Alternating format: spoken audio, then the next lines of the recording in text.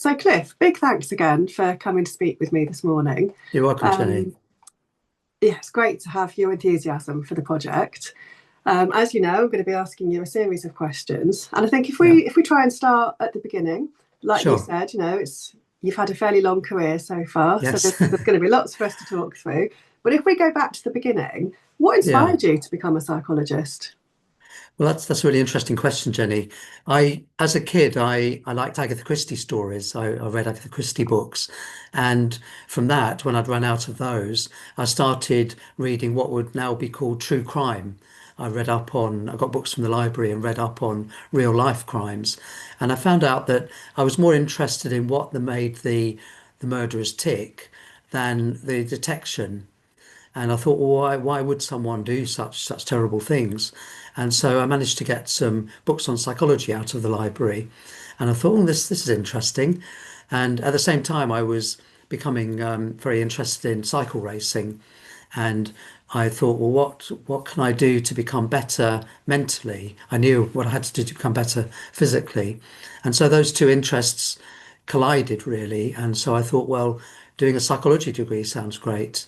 I was very naive. I didn't really know how to become a psychologist, but I knew that one needed to have a psychology degree. So I went to Goldsmiths College in London and did a psychology degree. I think that's amazing. Like to piece those to kind of piece together those different interests. Um, so I vividly remember starting psychology A level, um, and then the teacher in the first lesson asking us to write a definition of what psychology was, and having this panic because I was like, oh, I don't know, what am I doing? They're going to kick me out. What am I doing here? So to me, I'm really impressed that you kind of pieced that together, and you before studying psychology, you knew enough that it was psychology that was going to answer those questions of why do people do awful things in detective stories and in true crime, and how do we get better at cycling faster? Yes, yes, yeah, because there wasn't the option of A-level psychology in those days. Psychology wasn't it was nothing like as popular a course as it is now, and so I was having to find my own way really into it. Yes. And then did the degree live up to what you were hoping for? Did it answer those questions? Yes, what I learned was how broad psychology is. I hadn't really been aware of that before starting to study it. And I certainly didn't really know about the different types of professional psychologists. I knew I wanted to do psychology as a career, but didn't really know how or what. And then in the final year, there was a module on what was then called abnormal psychology, which would now be called clinical psychology. And I thought, well, this sounds right up my street. So I thought I'd do that. And after graduation, the clinical psychology tutor said that getting some work experience would be important. And I got a job at a local hospital for people who would now be described as having intellectual disabilities. And Mm-hmm. it was one of the old style hospitals that thankfully don't exist anymore. And I was really shocked by what I saw there. I simply had no idea that people could still be living in such conditions in comparatively modern times. And I thought, I need to do something about this. I need to change this. And so that I thought, well, this became in a way my driving principle that I've got to do something to help these people who are living the most appalling lives. And I thought I've got a degree in psychology, perhaps being a clinical psychologist, maybe I could make some difference to these people. So you hadn't realised before then that you wanted to be a clinical psychologist. It was get some work experience to sort of help you make up your mind. Yes, I Yeah. didn't really know there were different types of psychology. There wasn't the internet in those days, and it wasn't really publicized. So I kind of just found out almost by accident that clinical psychology was probably the best route for me to take, given my particular interests. Yes. And how easy was it then to get onto a clinical psychology training course? Well, I guess I've got two answers to that. I think the first answer I would give, which I think is probably unfortunately still the case nowadays, is it's a lot easier for someone who looks and sounds like me So being white, male from a reasonably privileged background made it much easier. And unfortunately, I think still makes it much easier, which is why your project, Jenny, is so admirable, because I know you're doing your utmost to reach out to people who don't look or sound like me, or even look or sound like you, people where we need much greater diversity within all of the professions of psychology. Yeah. I think the second answer is that it was much easier in those days because clinical psychology was a quite a new profession realistically, and quite a small profession, and so it was nothing like as hard to get into as it is now. I was never an assistant psychologist, for example. There were assistant psychologist posts, but they'd Mhm. only really just started. They were previously called psychology technicians. And it wasn't necessary to be an assistant psychologist to become a trainee clinical psychologist. Okay. So I can imagine some people watching these might be like, "Oh, the good old days," and feeling a bit Yes, envious. Um, yeah, I can understand that, and it is harder nowadays. There's no doubt about that, and yeah. the routes in are different. And I think though what I'm seeing from talking to people who run clinical psychology training courses is that people are aware, at least in the profession of clinical psychology, of the diversity issue and the need to have more diversity. For example, people who have family commitments who can't just chase around the country on fixed term assistant psychologist contracts.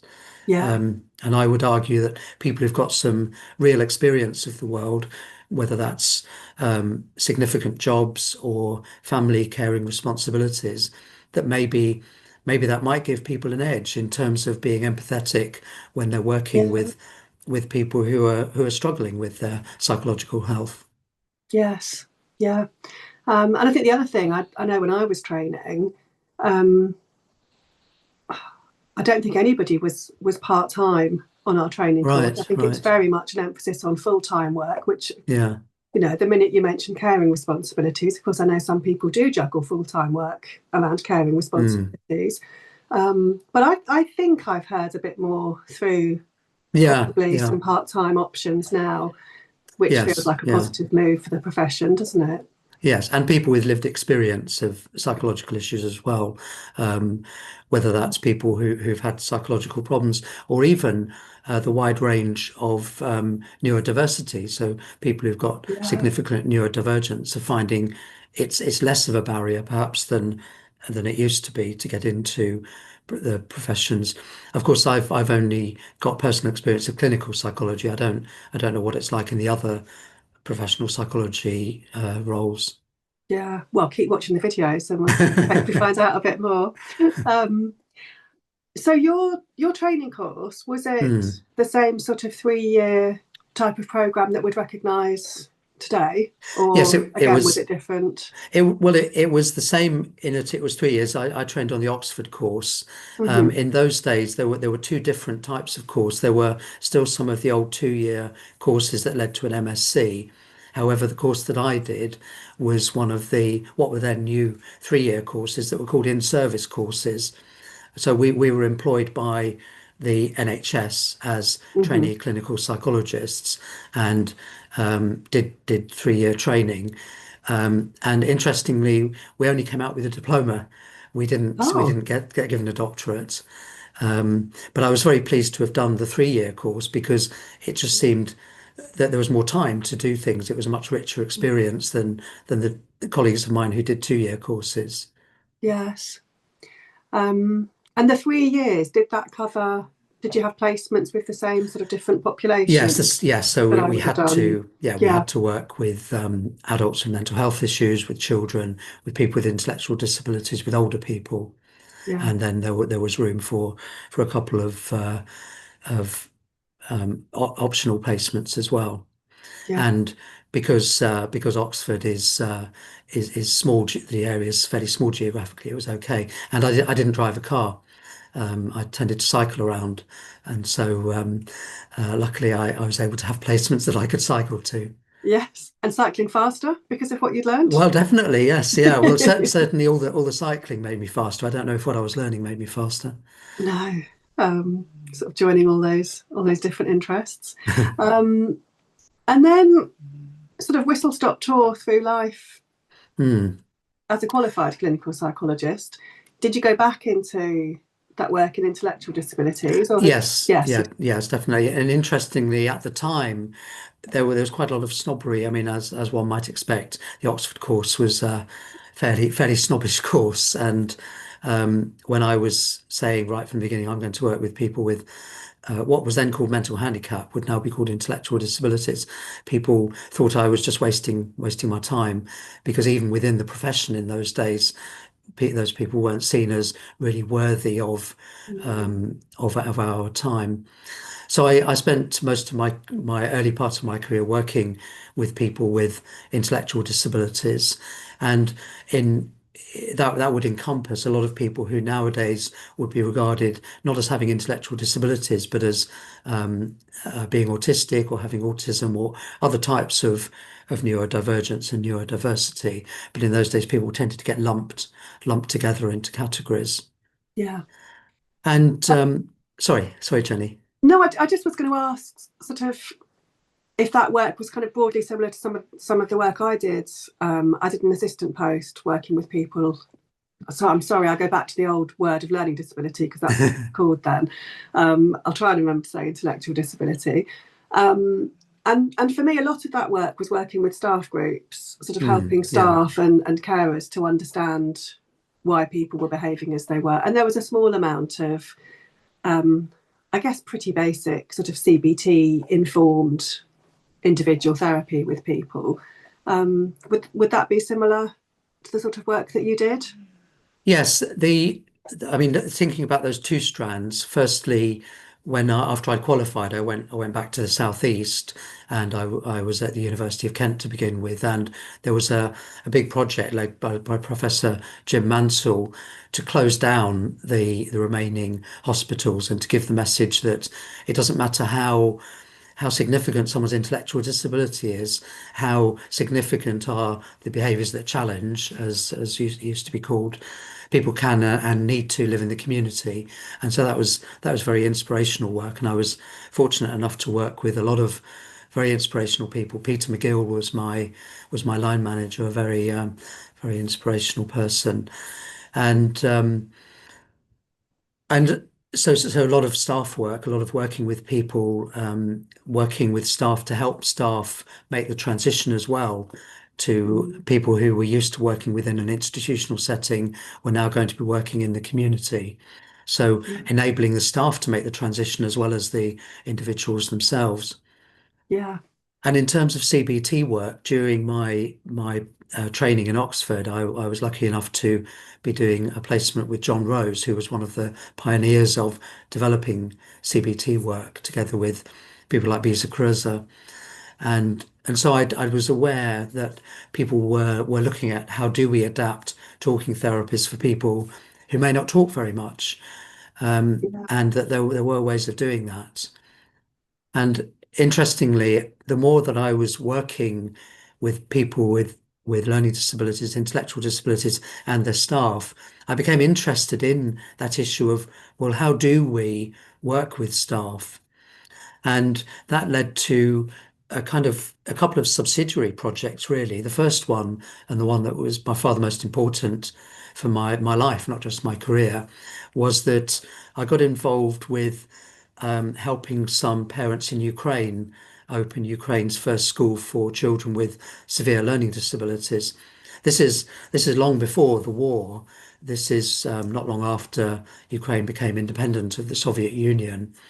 And in Soviet times, children were only allowed education up to a certain age. Beyond that, they had to pass an examination, and by an examination, I mean sitting in front of three men.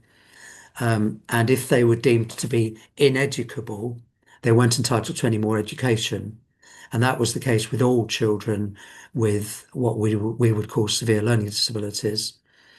And Mm. so these two parents, Maria and Anatolia, who were teachers, decided that they wanted to open a school specifically for children with severe learning disabilities. And I was part of a project based at the Institute of Psychiatry at King's College London, to help them do that because there was no tradition of such education in Ukraine or in fact the Soviet Union as a whole, whereas there was, of course, in the UK. And then the second strand was that I became interested in the idea of working with people to cope with change. So I actually spent some time out of clinical work, working as a management consultant in industry, working with organizations going through mergers and acquisitions, helping staff cope with those changes and with mediation work between managers and unions, for example. And I took an MBA to help me learn a bit more about applying clinical psychology to the world of work and the world of business. Gosh, if we could talk all day. I mean, both of those. I mean, I was getting goosebumps when you were talking about the school in Ukraine. I mean, that's just so pioneering, isn't it? So powerful to be blazing that trail and showing people what else can be done. Like, I can imagine Yes, it that was. was hugely rewarding to be a Yeah, part well, of. it was very rewarding for me personally, and it was a difficult tightrope to walk because we were very clear right at the beginning. We didn't want to create a British school in Ukraine, which would have been tempting and probably the easier option. We wanted to help Ukrainians open a Ukrainian school to Mm, to learn what they could from the UK. And crucially, of course, with money, we were providing money. We had people running the London Marathon, and I'd be dashing all over the place giving talks. Because there's a big tradition, of course, in Russia of psychology. Psychology is massively powerful as a tradition in Russia.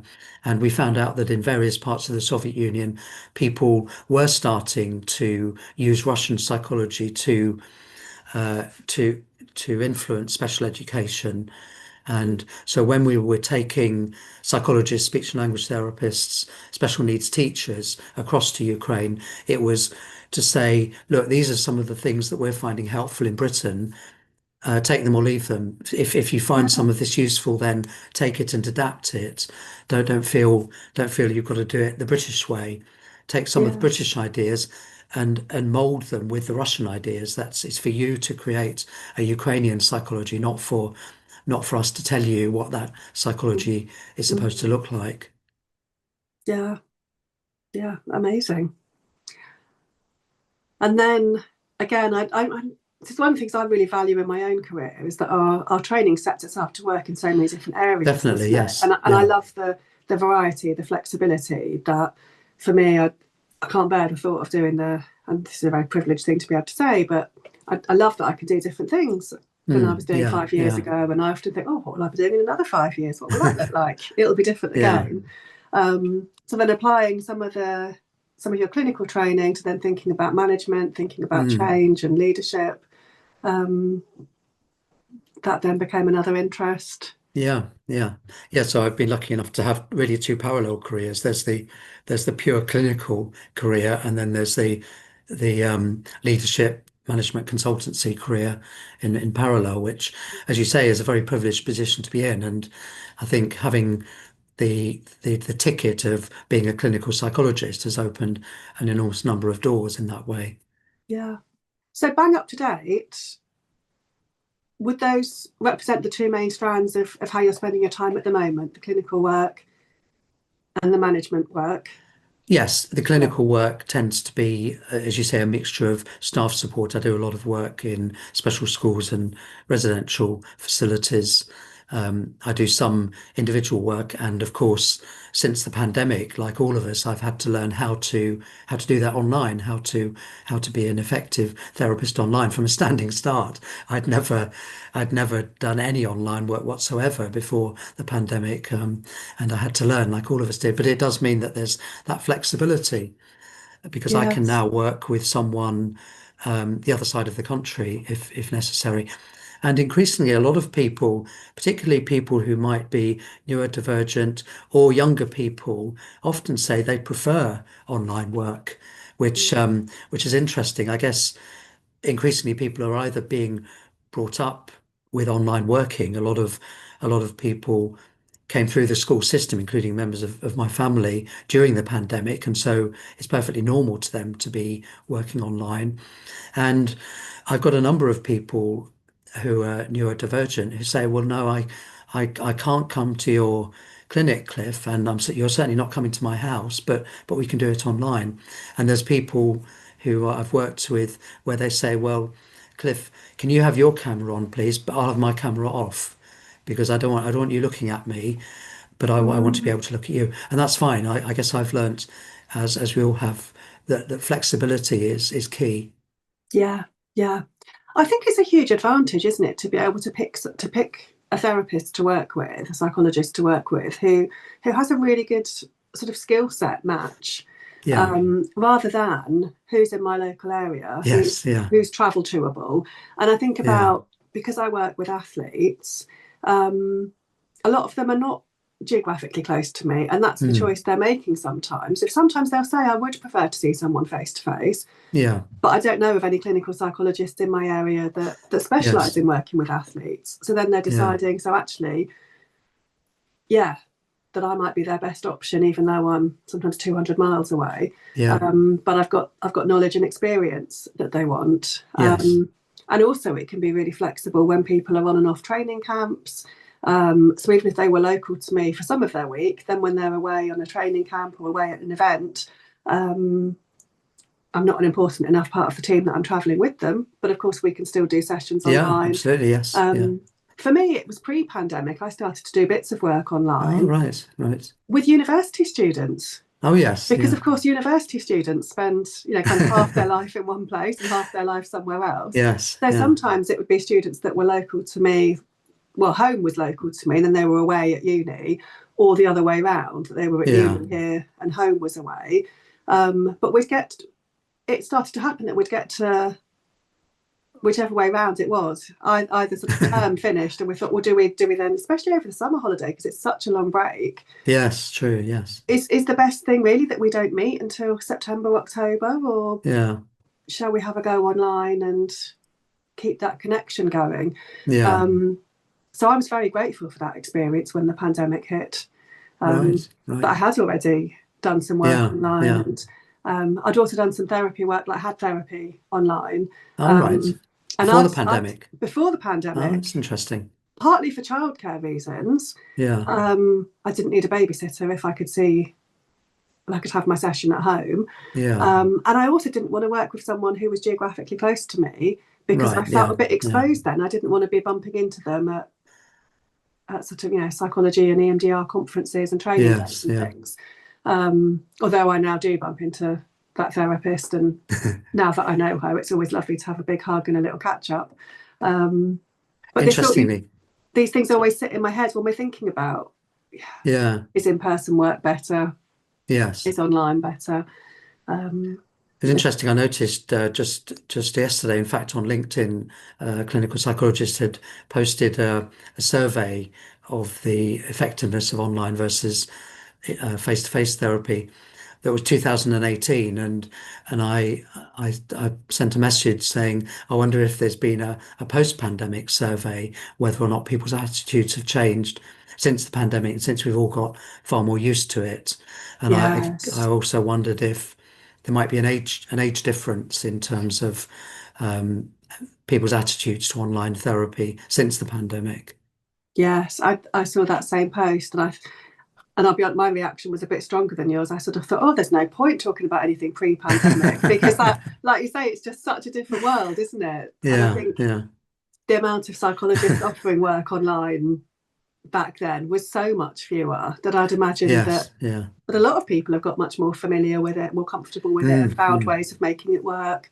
Yeah, Um, and I think it's great. I always come back to, I think we need to offer choice, don't we? We need to, yeah, for clients to feel empowered to find the person that works for them, whether that's in person or online. And also as psychologists, I know some of yes, the people I supervise and work with, they really love doing in-person work. So sometimes it is then, well, how do I get more in-person referrals? yeah, Or yeah.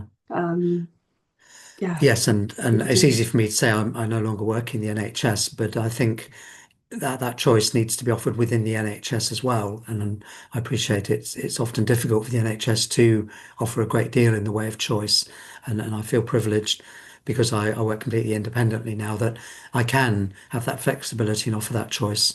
Whereas I know that Yes, in the NHS, people are often constrained or feel constrained in terms of the degree of choice they're able to offer. yes. And I hear of some really innovative projects sometimes, because of course in the NHS, not everyone's clients will have decent Wi-Fi. Not everyone will No, have no, a private space. And again, sometimes I've worked with people. I mean, I've had people come to sessions in their car because housemates were around and they didn't yeah, want to yeah, risk being overheard. Um, it can be hard, can't it, sometimes to create a private space. And sometimes I've yes, heard of yeah, NHS services having a hub where people can come in and they can have their yeah, online yeah, session, but they're in a building, they're away from home, they're away from caring responsibilities or yeah, yeah. ears in the background. Or dogs jumping Um, all over the psychologist and spilling their cup of coffee everywhere, which I've had myself lots of times. I was going to say, is that not all right? I mean, my dogs have just had a walk, so I've got one here and one here. They're both quiet at the moment, but are they not supposed to jump all over us then? I mean, actually, I'm joking about that, but um, I encourage my clients to, when I'm working with them from home, I think the huge advantage of that is that they can wear their comfy onesie. They Yes, can. yeah, I've got an older teenager who brings a soft toy to sessions and kind of sits yeah, there yeah, with it under their arm. And I yeah, don't think they'd want to do that in person. They probably wouldn't want to be seen with it. yeah, I yeah. encourage all the dogs and cats because I think these things they bring so much comfort and soothing, Yes, don't yeah, they? yeah, Um, and for me, yeah. that's one of the huge advantages of working online is that people can have whatever helps them to I think that's a feel really good comfortable. point you're making, Jenny. It reminds me of when I was doing my training and we were taught if we were doing home visits, right, you're turning the living room into the therapy space. So you ask for the television to be off, you ask for this and that. Whereas now my thinking is, well, firstly, I'm assessing this family, so I need to know how are they living. But also, no, I'm not turning their home into a therapy space. If I'm going to their home, there's a reason why I'm going to their home, and it's their home. So if they get some comfort from having the television on, um, if they're going to be bringing out lots of food, if they're going to be smoking, well, either Cliff, you cope with that, or you don't see them at home. Mm. So I think again coming back to that flexibility and being aware that our job as a therapist is not to be controlling or managing our clients, I think is certainly a journey that I've had to be on over the course of my career. Yeah, I absolutely agree. Sometimes I see posts that feel controlling, like you say, and Mm, and I think we have to meet people where we're at, yeah, don't yeah, we? And like you say, if you're rocking up at someone's house and saying, right, telly's got to be off, no smoking, no eating, like that's going to have an impact on some people's abilities to talk to you. yes, yeah. Um, and I it, and think it might be that you need to work towards perhaps having the telly off. But, perhaps the telly is very distracting and really causing issues. But that would be different to starting with an insistence that the telly's turned off, wouldn't it? yes, and especially given the power dynamics Yeah. that if I'm as a white middle-aged man am turning up to the home of a younger, less privileged person, a woman of the global majority, well, there's enough of a power imbalance there. If I'm wanting that person to feel comfortable enough to share difficult thoughts and feelings with me, I have to somehow do whatever I can to reduce that power imbalance, whether they're paying me or not. There's Yeah. still that enormous power imbalance. Yes. Yeah. Like I say, whether they're paying you or not, want to get the best out of that work. Yeah, yeah, I'm just looking at my questions here and I'm loving our conversation, but good. let's focus on what do you find some of the most challenging aspects of your work? I think the thing I find most challenging now is because I'm not in the NHS anymore, I don't have an automatic multidisciplinary team around me. So although I have excellent supervisors and excellent colleagues, if I'm needing a multidisciplinary team around somebody, I have to find ways of constructing that Mm-hmm. remotely. So sometimes, for example, there will already be an existing team around an individual, and for whatever reason, the local NHS service hasn't got a clinical psychologist available to work with that family, and it usually is a family, in which case I'll sometimes become the honorary clinical psychologist within that NHS team. And that always feels good. And I always feel a bit sad when that work finishes that I have to say goodbye to those NHS colleagues, the OT, the psychiatrist, the speech and language therapist, possibly the social worker. So I miss that. Again, though, I think since the pandemic, the remote working helps because I can work remotely with NHS Mm. teams in different parts of the country. Whereas if I were relying on just whichever part of the country I happen to be in, then that would be much more limiting. Yeah, yeah. What do you enjoy the most about your work? I think it's something you said earlier, Jenny, about the flexibility. So thinking about the kind of work I do currently, I guess there are five main things. There's the supporting supporting residential schools and facilities for young people and for adults. There's the direct one-to-one work with people with intellectual disabilities or autism or other forms of neurodivergence. There's the working on change, helping people with change. For example, I was giving a talk to a group recently of people who have had strokes and their families, and I was talking through the psychological impact of change, which of course is something they're having to cope with, and how they can cope with this catastrophe that's happened to them from a psychological point of view rather than from a physical point of view. And then the fourth one is I do quite a lot of work around emotional resilience. So I did some work recently with people working in the rail industry, and I became aware of just how traumatic it is for train drivers, for example, if they hit someone Yeah. who jumps onto the track, and how do they cope with that, or the track teams who sometimes will find bodies on the track, Mm, or even just someone who's at Waterloo and has got lots of angry customers to deal with every day. So yes. helping people think about, well, how can we as an organization make it make the working environment as emotionally resilient as possible? Because Lovely. thankfully we've moved away from the idea that, well, it's up to the individual employee to be as emotionally resilient as possible. We've thankfully moved to the position, well, no, it's actually up to the employer to make the Mm, working conditions as emotionally resilient as possible, and tailoring that to different employees, including where there are issues of neurodiversity. And then the yeah. fifth one is supervision. So I supervise other clinical psychologists who are perhaps less advanced in years in the profession than me. So I enjoy having that range of things that I'm privileged enough to be able to do with my time. Yeah. Yeah. That's a lovely variety, isn't it? Yeah. And this is a great question for you, where, like you say, your career is perhaps longer than some of the other people I've spoken to so far. What are some of the main ways in which psychology has changed over the course of your career? I think it's changing in terms of recognizing that doesn't need more people who look or sound like me. It needs to be more diverse to reflect the diversity of the people we're aiming to serve.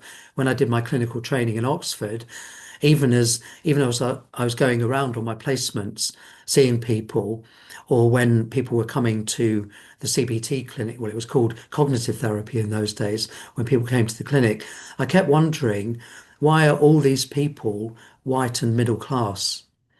Because the Mm, population of Oxford wasn't like that. There was significant diversity in the population of Oxford. It was like watching episodes of the old John Thaw program, Inspector Morse. You don't see diversity in Inspector Morse, and we didn't see right. diversity in the clinical psychology department in Oxford in those days. So I'm Yeah. glad that's changing, that we're Yeah. recognizing that clinical psychology has enormous amount to offer, and for us to do that, we've got to reflect the diversity of the people we're serving. Yeah. So I think it is changing. It's not changing fast enough, and I'm so delighted, Jenny, that this project that you're doing and that I'm able to be part of, because it needs to become much more diverse and much more quickly as well than it is currently. Now, Yeah, I don't know, but I'm guessing that's probably the case with the other professions of psychology as well. I will be finding out. Um, yeah, that's definitely going to be on my radar. Good. Um, and it'll be. I mean, it must be an issue because again, if we think in the other fields of psychology, people are having to fund their postgraduate training, Yeah, aren't they? yeah, yeah. Um, which must be a huge barrier. Yes. Um, And I suppose even within clinical psychology, people have to fund it to the extent people have to uh, get on the assistant psychologist bandwagon. And I still hear of what are so-called honorary posts, in other words, unpaid posts. I think I think they're frowned upon now by the British Psychological Society, quite rightly, but I think they still happen. But the only way someone can afford to be doing that is if they've got that economic backing somehow, yeah, whether that's yeah, by their family or by not having caring responsibilities. And all that does is just perpetuate the idea that clinical psychology is a white middle class profession. yeah, yeah. I get so cross when I see those honorary posts Mm. advertised. Um, I could make an exception if it's a very part-time role that could conceivably sit alongside paid work and other responsibilities. But when it's a full-time one, Mm. um, Yeah, yeah, that I makes think me. it's just taking advantage of people, and I get particularly cross when I see jobs where I think, well, no, you're not looking for an assistant psychologist, you're looking for an admin person. When I see adverts that says, oh, I need someone to help me with my admin, and I feel like saying, well, pay for a secretary or PA then. Don't don't hold out false hopes to someone with a psychology degree that somehow sorting out your admin is going to get them onto a clinical psychology course, because it won't. Yeah. Well, before we get too stuck on our soapboxes, this is one of my favourite questions to ask people. What's something that people sometimes misunderstand about what you do? Well, I think it's still on the television. It's still very much someone sitting in a room, and the psychologist has a flash of inspiration, and tells the client or patient, as they're usually referred to on the television, what it's all about, and a light bulb goes off above the client or patient's head. Whereas in real life, actually, like with most things, it's slower than that. Just like the police don't solve crimes in an hour, and psychologists don't sort things out in an hour. It One takes insight. session after session, and often I often say to trainee psychologists observing me, I say, right, see if you can work out what I'm doing, because although there's a great deal of art, if you like, and science in what we do, the real skill is to keep that hidden. It's supposed to look like a conversation. The best therapy sessions are ones where it looks like the person's just having a conversation, and where people afterwards say, oh, thanks, Cliff, that was a really helpful chat. And the art and the science behind that is hidden. It's not Yeah, supposed to be visible. yeah, Now, that would make terrible television. And yes, yeah, so it has to look different on the television. I realise that, yes. and I have to do my best not to shout at the television. I mean, I avoid watching things like that if I can anyway, because partly because I don't want to be doing unpaid overtime, and partly because it just makes me cross. Yes, yeah.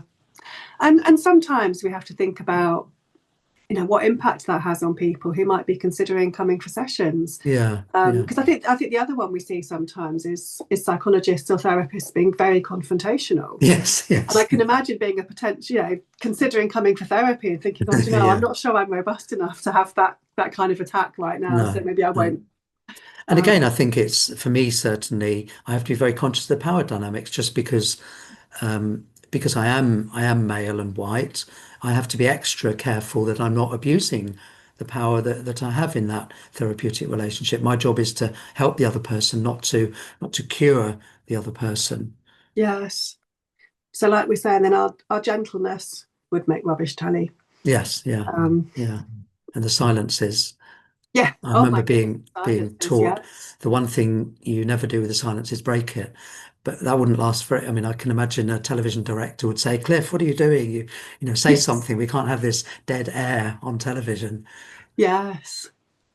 I mean, that makes me think as well, the difference of working in person to online. Yeah. Um, and for me, a silence online feels quite different Yes, true. to Yes. a silence in the room. Yeah. I'm going to move you on now to our last question, which is what advice would you give to people who are interested in becoming psychologists? I think there are three things really. One thing that I've found in my career is following the principle of carpe diem, seize the day. And again, that's with the caveat that it's much easier for someone who looks and sounds like me to seize the day. Nevertheless, there have been lots of scenarios where I've jumped at a chance, jumped at an opportunity, and other people have hesitated or thought, oh, I don't know about that. And I know I haven't been the best person for the job, but I've been an adequate person for the job. I've been a good enough person. And it was me who applied. It was me who picked up the phone. It was me who responded to the email saying, is someone prepared to come and give a talk about becoming a psychologist? So I think that's the first thing that hide any thoughts you might have that you're not quite good enough because you don't have to be the best. You just have to be a good enough psychologist. I Yeah, think love that. the second thing is to network. There's no point just sending emails to people like you and me saying, I'm passionate about clinical psychology. Well, yes, I'm sure you are, and so are thousands of other people, but so what? That's not going to get you into my office. So I think network, the people who you actually know, the people who you can meet face to face, go to the local sixth form college, find out who are the local teachers in psychology. Do you know any clinical psychologists locally? Do you know people who might know clinical psychologists? Because that personal contact is going to be worth a million emails. And then I think Yeah, thirdly, and this comes back to what you were saying earlier, Jenny, about how competitive it is. You've got to differentiate yourself. What makes you different from all the other people? What makes you better? And unfortunately, I think certainly in this country we have a tradition of not wanting to blow our own trumpet. Well, that isn't going to work. But it's got to be based on reality. It's got to be something. What is it about you that's going to help? So, is it, for example, that you speak Urdu?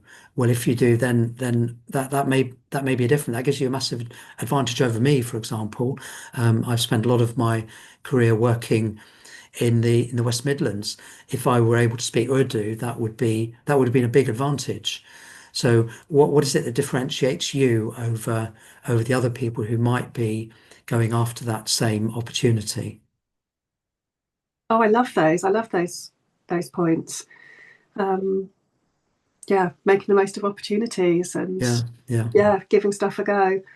Um, amazing. Cliff, is there anything I haven't asked you about that you wanted to share? I don't think so. I think No. that's been very comprehensive, and I have to say I prepared for this by reading by watching some of the other videos you've made, and so that gave me a good insight. And for people who haven't seen them, I'd thoroughly recommend them. There's some really interesting insights and different insights that other people are giving about different types of psychology. So I'd encourage people to watch all of the videos. Lovely. Thank you. I'm just going to stop the recording there.